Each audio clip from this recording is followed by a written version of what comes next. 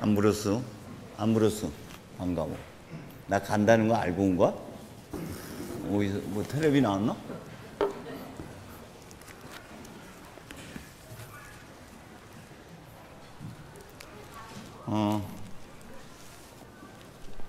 제가 안양교회에 와서 뭘 했나 하는 생각을 해보니까 그 위대한 일을 했더라고요. 다른 게 아니라 여러분 안에 감춰졌던 하나님의 신비, 여러분 안에 숨겨진 그 감춰진 은총들을 발견하고 그걸 발현하고 드러내는 데 많은 분들이 그런 모습들을 저에게 보여주셨어요. 안양교회 일꾼들이 참 많습니다. 끊임없이 여러분 안에 숨겨진 하나님의 신비 놀라움들을 계속해서 발견해 나가셨으면 좋겠습니다. 오늘만 같아라.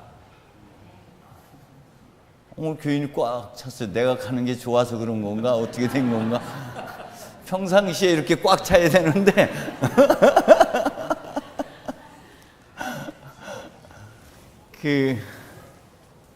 오늘 예수님께서 말씀하시는 것은 세상적 가치관으로 바라볼 때는 받아들일 수도 이해할 수도 없는 말씀입니다. 그러나 좀 더 깊이 들어가면은 공감이 되는 말씀이라는 것을 우리가 알 수가 있죠. 하나님께서 우리에게 생명과 죽음, 행복과 불행을 앞에 놓아 두었습니다. 생명과 죽음, 행복과 불행을 선택할 수 있는 몫은 우리 자신에게 있습니다. 우리가 행복을 선택할 수도 있고 불행을 선택할 수도 있습니다. 그런데 우리가 다시 한번 성경 말씀 몇 가지를 떠올려 본다면은 구원에 이르는 문은 좁은 문이라는 거, 또 하나는 네 생각과 내 생각, 네 길과 내 길이 다르다는 것을 우리가 염두에 둔다면은 우리가 선택한 행복의 길이 과연 행복의 길일까? 우리가 선택하지 않았던 그래서 우리가 늘 불행하다고 생각했던 그게 진짜 불행한 일일까?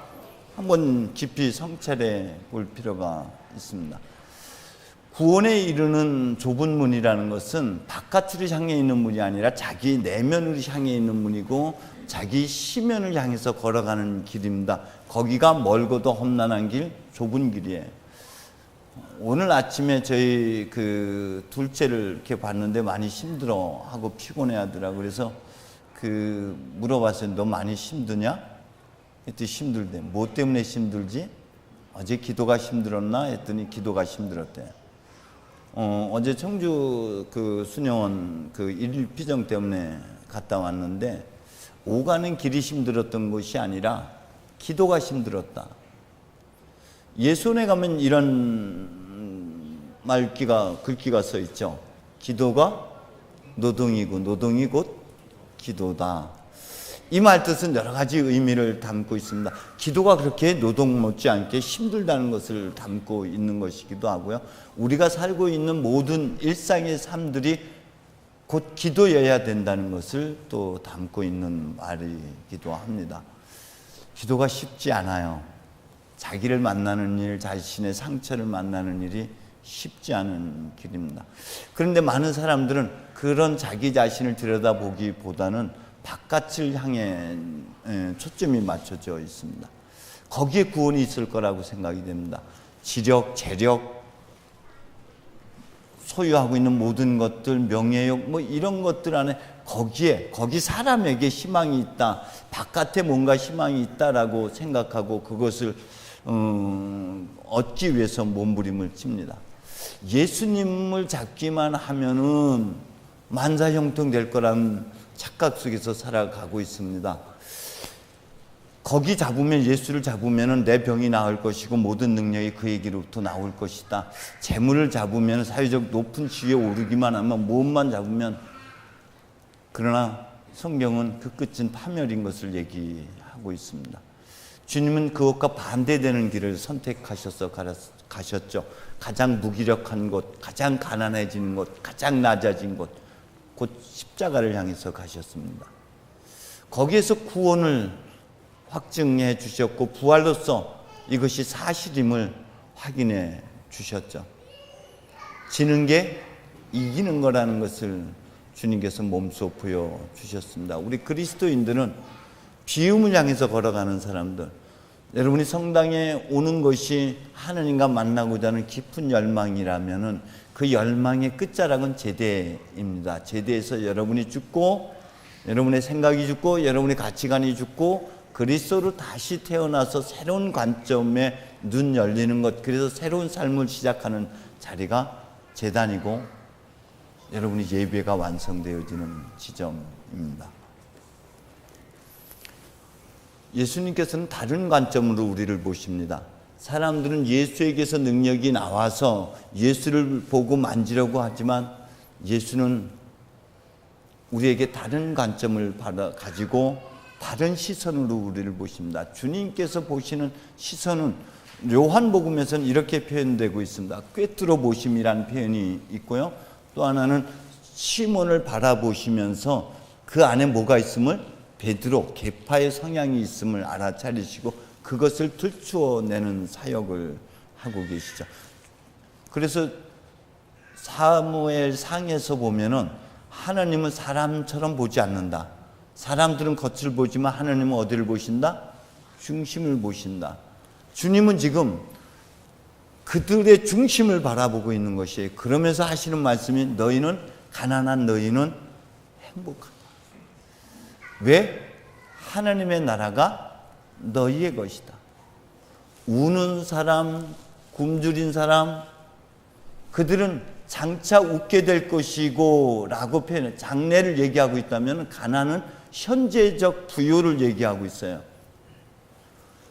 가난한 사람들은 하나님을 소유하고 있는 사람들이고, 하나님의 나라를 지금 누리고 있는 사람들은 하나님 나라의 가장 중심에 있는 사람들이라고 성경은 분명히 말하고 있습니다.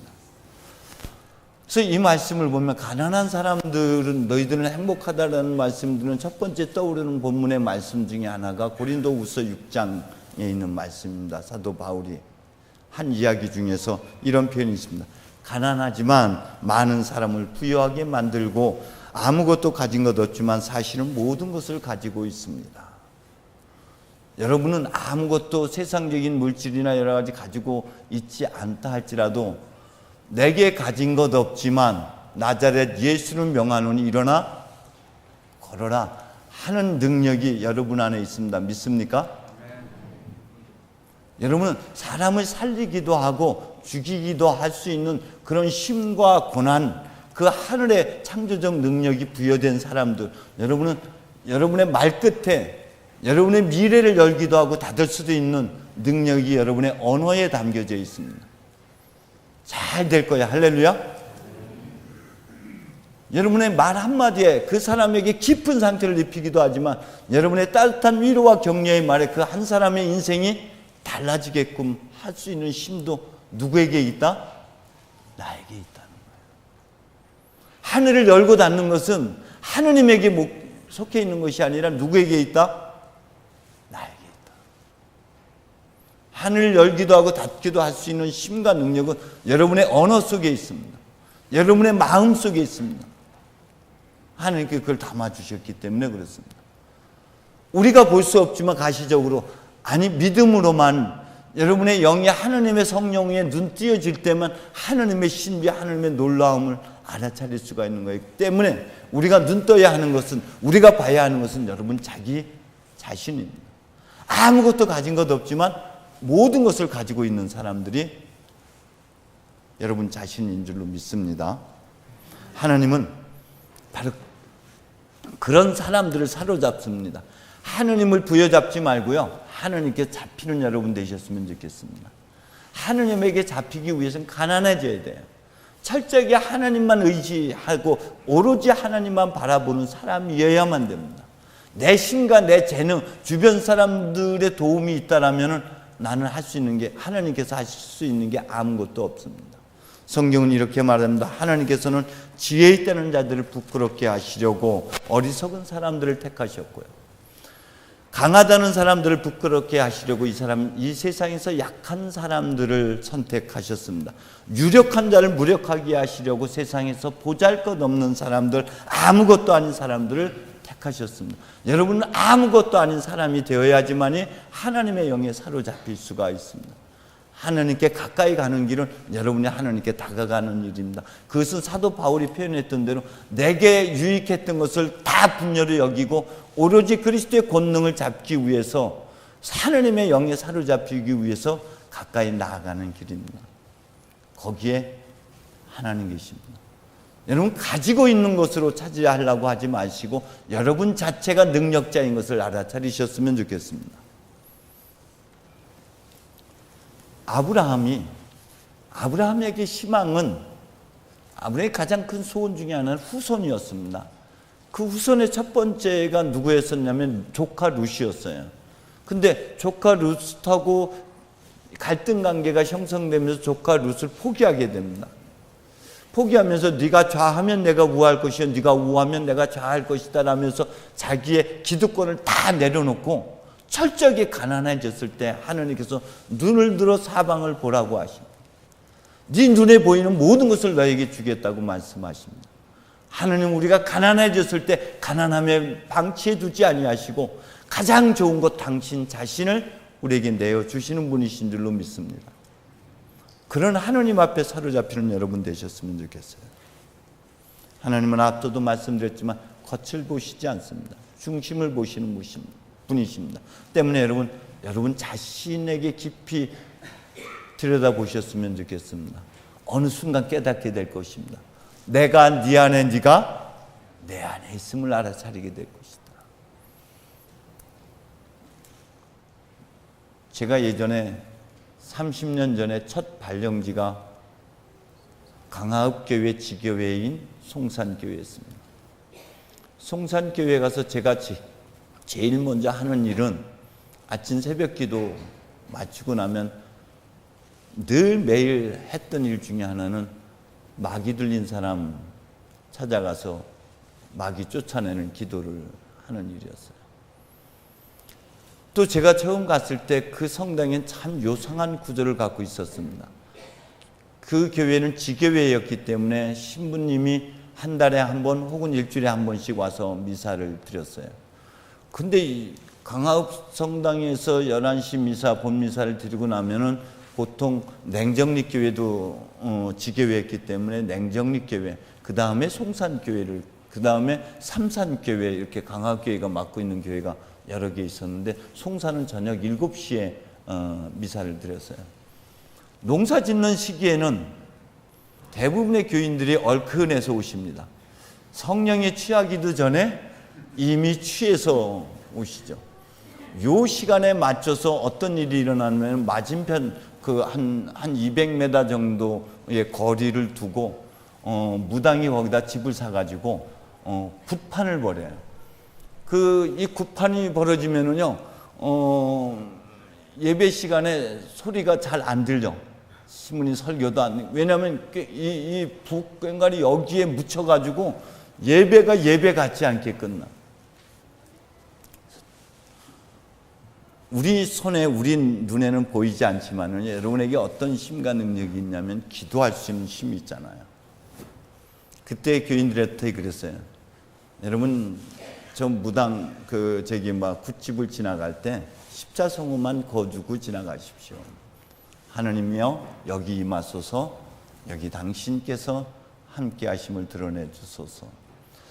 굿판에 떡을 가져다 주는 교인이었습니다. 문에다 교우님이라고 이미 오래전에 돌아가셨는데 그분이 늘 굿을 도와서 아드님이 마귀에 들렸거든요. 그런데 어느 시점에 되니까 굿판이 점점 줄어들기 시작하고 이제 그분이 이사 가게 되고 교회는 11시 미사를 10시 미사를 드리게 돼. 난미사로. 마귀 들린 사람 여러분 기도를 같이 해보셨는지 모르겠습니다. 이렇게 기도하기 위해서 안수 기도하면은 여러분 우리 눈에는 제 손이 아무것도 안 보여요. 그런데 마귀 눈에는 보입니다. 이 손에 뭐가 있습니까? 여러분 저한테 잘 보여야 돼. 왜냐하면 이 손이 보통 손이 아니야. 주교님으로부터 성령의 기름 부음 받은 손이요. 근데요, 여러분 눈엔 이 손이나 여러분 손이나 별거 아니지만 마귀들은 이 손의 차이를 정확하게 봅니다. 우리 눈에는 아무것도 아닌 것 같지만은요, 그 중심을 보시는 하나님 눈에는 여러분이 얼마나 능력자인지, 여러분 안에 하나님의 기대와 하나님의 능력을 다 담아주신, 그러나 하나님께서는 이제 손발이 없으셔요. 오로지 여러분을 통해서만 당신의 뜻을 이루어 가실 수 있는 분이십니다. 여러분 기도하면 하늘 문이 열리는 역사 일어날 줄로 믿습니다. 여러분의 언어가 입턱대로 됩니다. 말이 씨가 됩니다. 늘 긍정의 언어들 잘 될 거야, 할 수 있어, 이런 긍정의 언어들 늘 사용하십시오. 하지만 안 돼 소리 쓰지 마시고 괜찮아, 그럴 수 있어, 늘 긍정의 언어들 쓰시면은 여러분의 가정에, 여러분의 삶에 놀라운 변화가 일어날 줄로 믿습니다. 지금 주 예수 그리스도는 그걸 본 거예요. 지금 겉으로는 가난하지만 그들은 하나님의 나라를 소유하고 있는 사람들입니다. 지금 울고 있는 사람들 무엇 때문에 웁니까? 성경에서 우는 사람들을 한번 찾아보십시오.